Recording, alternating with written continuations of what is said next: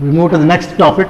This is the main topic, one of the questions. First question: what are the sources of CCR, Oriental law? Suppose if I ask you, what are the sources of CCR or Oriental law, then you have to explain hereafter. Okay? Then, okay, please note. I'll tell you what is important. You give me only that. No need of what you say, enumerating all these things. Don't take time to learn by heart all these things. Please, just know only the main topics. Okay.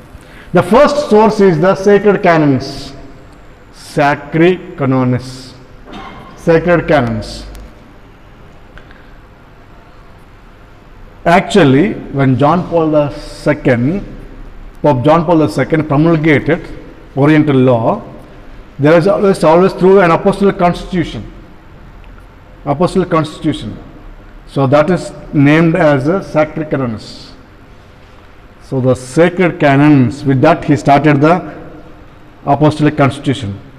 So that's why the first letters are taken and given as heading. Sacred canons is the apostolic constitution by which Pope John Paul II promulgated Oriental Code of Canon Law. Oriental Canon Law. Okay. First one is the sacred canons. In these sacred canons comprise, first one is sacred canons of the apostles. See bracket, it is mentioned how many canons and so on. Then sacred canons of the ecumenical councils of the first millennium. There we mentioned Nicaea, first council of Nicaea, Constantinople, Ephesus, Chalcedon. These are the first ecumenical councils of the first millennium. Then thirdly, sacred canons of the local synods. Local synods: Neo Caesarea, Gangra, Antioch of Syria, Laodicea, Sardinia, Carthage, and Constantinople. These are the local synods, not of the entire church, only local synods. So these days we have like diocesan synods, no? Diocesan synods, only for the diocese, which are the laws were formulated or promulgated. So like that, in those areas, they had the synods. Number 4, sacred canons of the fathers of the church. Fathers of the church: Dionysius of Alexandria, Peter of Alexandria, Gregory of Neo Caesarea, Athanasius, Basil, Gregory of Nyssa, Gregory the theologian, Amphilochus of Iconia, Timothy of Alexandria, Theophilus of Alexandria, Cyril of Alexandria, and General of Constantinople. These are all considered as the fathers of the church. So these are all together called sacred canons. Apostles, early councils, local synods, fathers of the church. If you remember these ones, that's enough. Okay? Sacred canons of the apostles, then sacred canons of the councils of the first millennium, then sacred canons of the local synods, then number 4, sacred canons of the fathers of the church. If you mention this, enough. No need of mentioning the years and the number of canons and so on. If you still remember, fine, fantastic, no problem. You are free to do. But these are the important ones. That's the first source. There are some more sources. Okay. Number 2, canons of canonical collections. Canonical collections. Number 3, norms of imperial Roman legislations of the East. That means political influence also is there. Roman law also, from that also is taken some of the laws. See, church and state were always going hand in hand. Being Christianity as the official religion of the state, influence is there. Each influencing the other entity is there always. Then number 4, canons of the Occidental canons. Occidents, countries of the Occident means Australia, all those areas. Occidental, those are there. So far these are Christianity is this side, Asia and Europe mostly. So Occidental canons means those towards Australia and nearby New Zealand, all those places. Okay, then decrees and instructions of Roman pontiffs. Roman pontiffs and the dicasteries of the Roman Curia. I hope you have studied Roman Curia, isn't it? For example, one of the branches of this Roman Curia, for one example please. Members, who are the members of the Roman Curia? Different congregations and the Secretary of State, all these people together. In Latin code, we have studied this.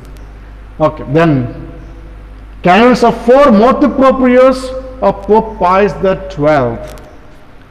4 motu proprios. Have you studied these ones? Have you studied this 4 motu proprios? No? No? No? What are they? What are they? We have just studied, no?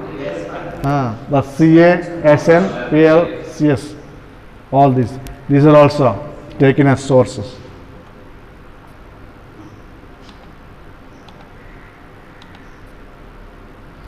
So there are 4 motu proprios promulgated by Pope Pius the 12th. Then number 7, canons and decrees of the synods of various Oriental churches. Oriental churches, what they promulgated for their own churches also were taken into consideration. Then number 8, the constitutions and decrees of Vatican Council, Second Vatican Council. See, they have not left out anything, isn't it? They have not left out anything. They have consulted everything from the beginning till the end. Okay? Everything they consulted. Nothing is, and that's how came the code. It is the content of all these things. The core, what is the cream, the main, what is that to say, what opposition it went, this that code is. And they are also very lucky that Latin code was promulgated in 1983. Okay? This was promulgated in 1990. So there were almost 6-7 years were there. So they could see also Latin code, what is lacking in that, they have tried their best to rectify in this. Whenever when code is promulgated, normally the studies go on the code, and to see which are the strengths and weaknesses, all those things will be there. So by seeing all the strengths and weaknesses of this Latin code, they have tried their best to improvise their code also.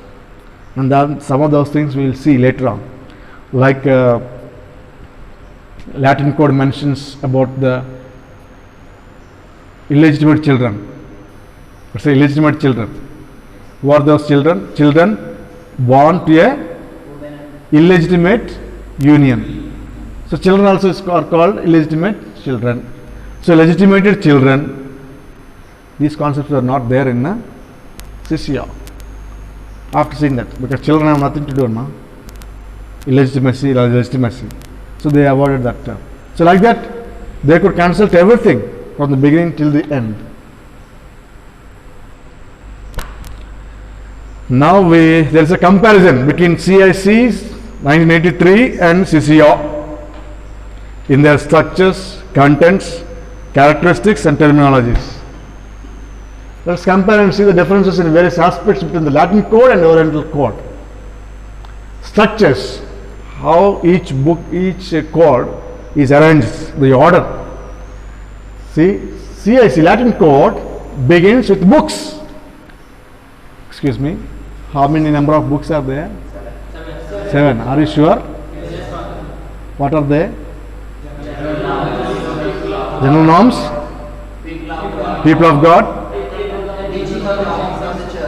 teaching, sanctifying, temporal goods, sanctions and processes. So those are the books. Again, each book is divided into parts. Each part is divided into sections. Each section is divided into titles. Each title is divided into chapters. Each chapter is subdivided into articles. Each article is subdivided into canons. So altogether 752 canons in CIC. Whereas CCO has only titles, chapters, articles, canons.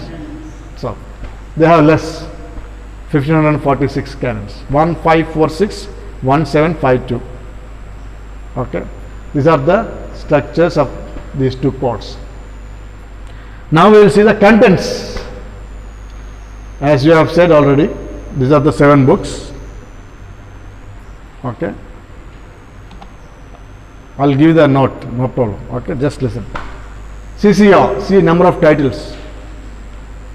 The rights and obligations of all Christian faithful, churches sui juris and rights, the supreme authority of the church, patriarchal churches, major episcopal churches, metropolitan churches and other churches sui juris.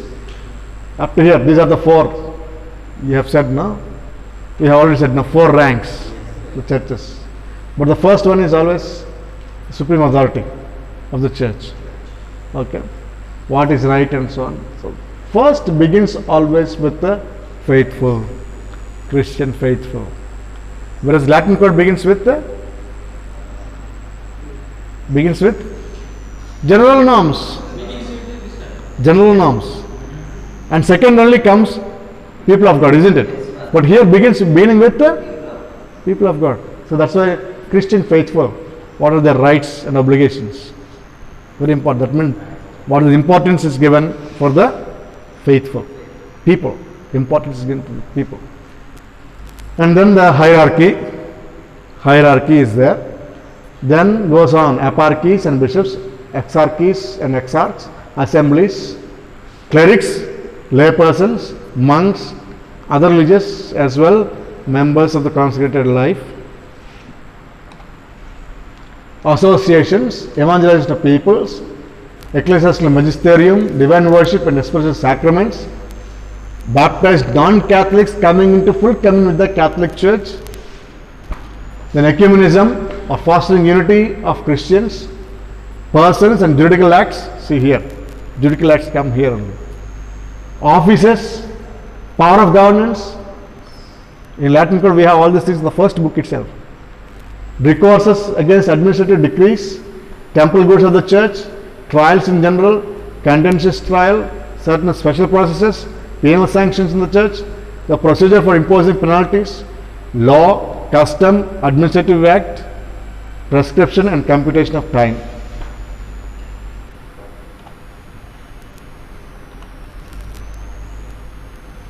See all this, how the importance is given and with elaborate way.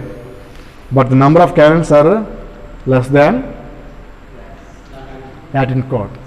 But the book you see, you find this much. So, yeah, this Latin code.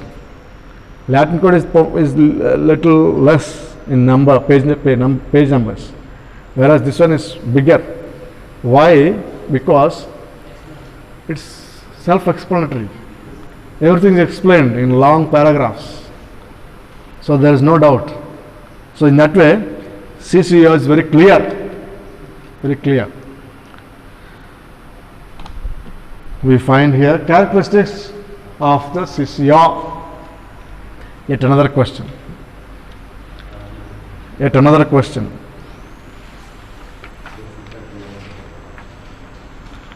Characteristics of CCO.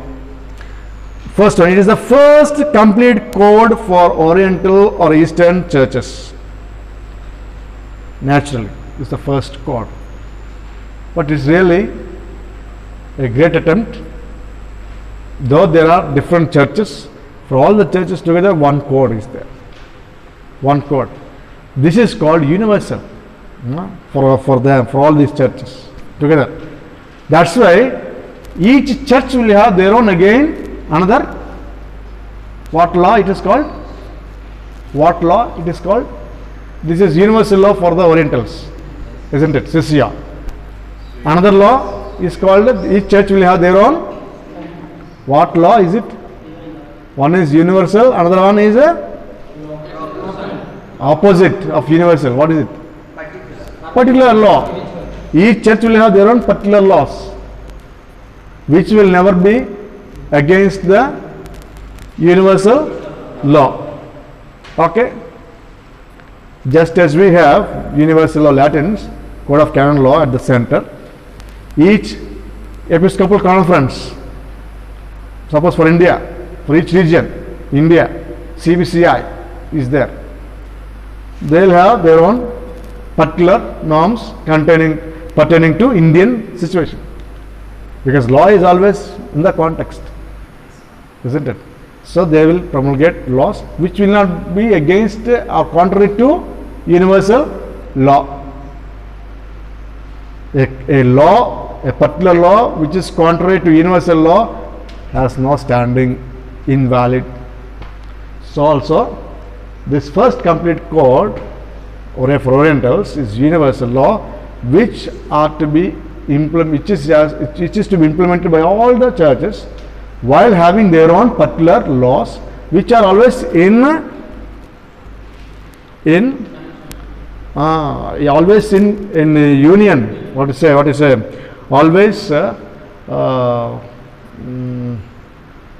to say?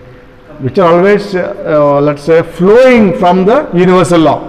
Which should always flow from universal law, but never go against the universal law. Okay. First one.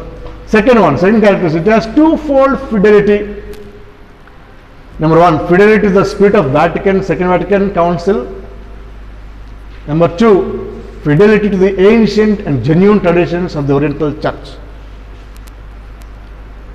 Second Vatican Council has, ushered in, it's a great epoch-making history. Vatican II. So they were faithful to that. This code implemented all that was discussed in the Vatican II.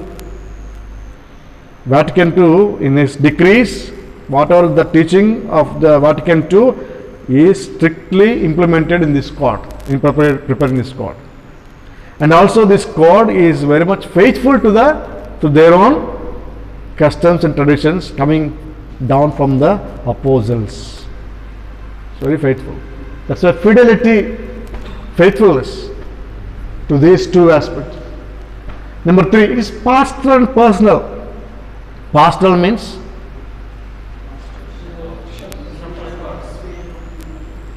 for governing, ruling, and for benefit of the faithful. For the benefit of the faithful always. It's not strictly a law as such. Law is always there. What happened? Law is there always to help the salvation. Pastoral aspect. Then personal means it's addressed to everybody, every person. Then it is pastoral because it maintains the spirit of Vatican II, and it is personal because it is individualistic. Number four, it's very clear. As I said, each canon has got a long description, so there is no ambiguity. Ambiguity means unclear. It's not everything is clear. Clear? Okay. Number five, it is ecumenical because there are many canons on ecumenism. The number four, it follows enculturation. What is enculturation? Enculturation is the process by which people learn the dynamics of their surrounding culture and acquire values and norms appropriate or necessary to that culture and worldviews. Enculturation, inculturation. Is that different? Those are different. Enculturation, inculturation. What does it mean? What is the difference between these two? Inculturation is adopting their cultures to our way. Adopting. Okay, then? Enculturation means learning about other cultures, not adopting. Example, People learn the dynamics of their surrounding culture and acquire values and norms appropriate, necessary to that culture and worldviews. See the array of truth. Study. It's in missiology it comes. All these topics. Okay. Next one. It follows the principle of subsidiarity. Subsidiarity. It is the principle that a central authority should have a subsidiary function performing only those tasks which cannot be performed but a more local level. For simple reason. This is very, very important to understand. Subsidiarity means, for example, central government, state government. State government should be allowed to make their own laws. For everything they don't need to interfere in the state government, isn't it? The state center gives the subsidiarity to state. Although not only you also can make law in this regard. So go ahead with that. Don't need to come to us to make a law. You go ahead with that. So some kind of freedom to deal with the they will deal with the passages and so on. So also, for example, universal law says canonical age for marriage. What is that? For a boy, canonical age for a boy. Canon law, universal law. What does it say? 16 years for a boy. For a girl, one more year. 14. 14 and 16 are the age, years of age mentioned for marriage for boy and girl. That's the universal law. But it also says it's left to the episcopal conferences. It says there in that canon. It is left to the episcopal conferences to decide the age as per their own social or political situation. So in India, we have, what is the marriageable age? 21 and 18. So universal law is there, 14 and 16. Now we have the particular law, that is 18 and 21. And then universal law gave that provision to us to make a law in this regard. So that's called subsidiarity. I am making this, but you are free to do whatever you want, like as per your surroundings, as per your context. That's what we call this subsidiarity. Do you understand? Tabla rasa. Or no? Do you understand? Subsidiarity. Okay? Yeah. That's what I said now. Maybe you temple goods, did I teach you temple goods? Yes, sir. Okay, temple goods. Who is the administrator of the juridical person called a diocese? Diocesan bishop. Diocesan bishop. Okay. Who is the administrator of the juridical person called a parish? Parish priest. Not the So diocesan bishop cannot interfere for anything and everything in the parish matters. Why? Because there is a separate administrator for that. Because it is a separate juridical person. Parish is a separate juridical person. Diocese is a separate juridical person. So in that way, he gives the subsidiarity. You act, being the representative of the juridical person called the parish, you act. You take decision. Suppose if something goes very much scandalous, something like that, then only I interfere. Not for each and everything. That's called principle of subsidiarity. Or general and provincials, isn't it? Provincials can do their own statutes. They can prepare how the communities should regulate and so on. You are free to do it. For the general congregation, general will give the. It's called principle of subsidiarity. These are the 7 characteristics of CCR. Eastern Church and Latin Church terminologies. Sometimes some of these things will be asked. if there is oral exam. This oral exam, some of these things will be asked. What is the term for Latin term for this Oriental term? If I ask, you must be able to say. The first one is anti-mention, rectangular cloth with an icon of the tomb of Christ, consecrated by the bishop, and without which no sacrament can be performed. Number one, antidoron, blessed but unconsecrated bread given to all at the end of the liturgy. Ascription, important term. This important term. Ascription means incarnation. Chrismation with holy miron. It is equivalent to sacrament of confirmation. When we say chrismation, what is the term, Latin term for chrismation means? You must say confirmation. Chrismation means chrism, chrism. Yeah. So, confirmation.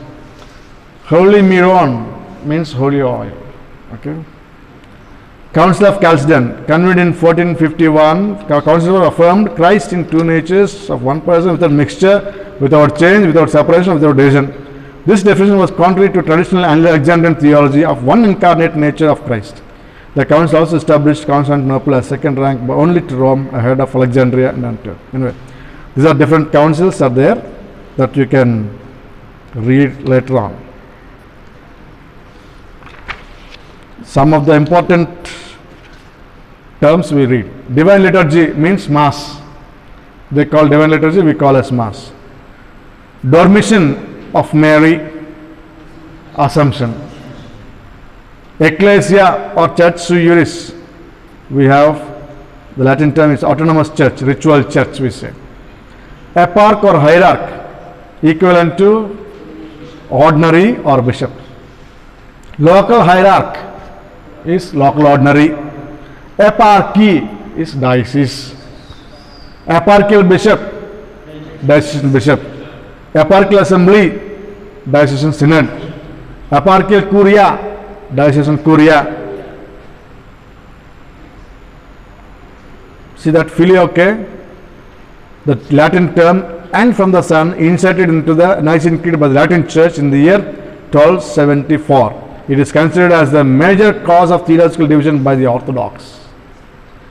And from the Son, filioque is added by the Latin Church. Great fast. Great fast is our London fast, 40 days now. Then Great Vespers, evening services, non-Eucharist, evening prayers on the day preceding to Sunday.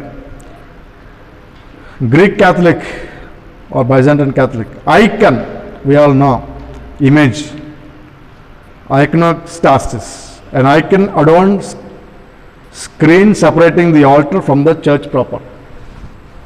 There is a screen, no? Screen, that's what separating. Iconostasis. Major excommunication is named as excommunication in the CIC. They call as major excommunication, we call excommunication.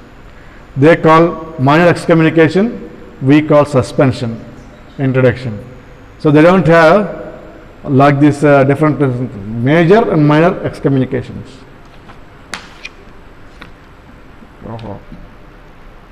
Metropolitan Archbishop, Miron is chrism. Mysteries, sacraments. That's what we say, no? For divine mysteries, sacraments, divine mysteries. Brothers and sisters, let's prepare ourselves to celebrate these sacred mysteries, we say, no? Sacred mysteries. Patriarch, highest ranking bishop. For example, Pope is the Patriarch of the West. Pope is called. Brother may be knowing better now these terms. Panacida, Eastern Requiem Memorial Mass service. Paraclesis, a service for the intercession of the Lord, Mother of God, and the saints. Where do we get the Paraclesis? In the Eucharistic prayer, the Mass. Okay, interceding the Lord and the Mother Mary, all this. Yes. Then Pascha, Easter. Actually, this is a very meaningful terms. Pasach, Passover. Passover. We have all English, yeah? Easter, English. But Pascha means exactly it will come from a Jewish tradition. Proto-presbyter, vicar foreign. Raso, cassock. Rite is there. Liturgical, theological, spiritual, and disciplinary patrimony of a distinct people manifest in the church series. Synaxis chapter.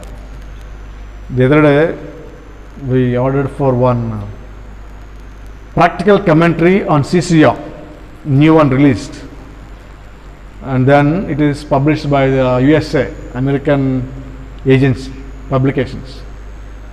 So to get this one, our Canada Society of Conference sent to all the members saying that these are available. Those who like to order, please order. Then I went through one CMI fathers, Dharmaram, Bangalore, was a famous canonist. So I sent, and he sent me back. The correspondence was there. Suddenly one day I rang up to him, and he sent back a message saying that I am in Synaxis, he said. Luckily I know this term. Synaxis means is the chapter. So he is in the chapter of their congregation, general chapter, general Synaxis. So that's how the chapter means. We have general chapters, no? So also they have, that is called Synaxis. Syncellus, vicar general. Proto-Syncellus, episcopal vicar. Typicon, statutes or constitutions. Uniates, a derogated term for the Eastern Church in common with Rome. Zion, boiling water added to the chalice, representing the Holy Spirit and the water from the side of Christ. Zion. Okay, brothers, shall we pause for a while here? Good.